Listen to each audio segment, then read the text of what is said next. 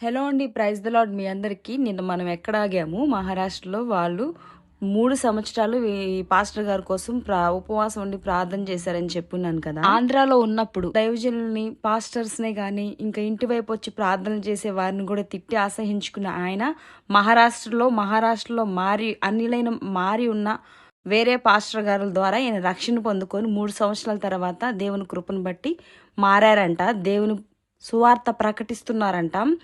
తోటి కొలిక్స్కి అలాగే ఇంకా తెలిసిన వాళ్ళకి ఇట్లా దేవుని గురించి, దేవుని రక్షణ సువార్త గురించి చెప్తున్నారంట అందరికీ. ఒకే కోటలో ఉన్న చాలా మంది ఫ్యామిలీస్ వీళ్ళని ప్రేయర్కి వెళ్తారని, ప్రేయర్స్ చేసుకుంటారని కొంచెం వేరుగా చూసేవాళ్ళంట.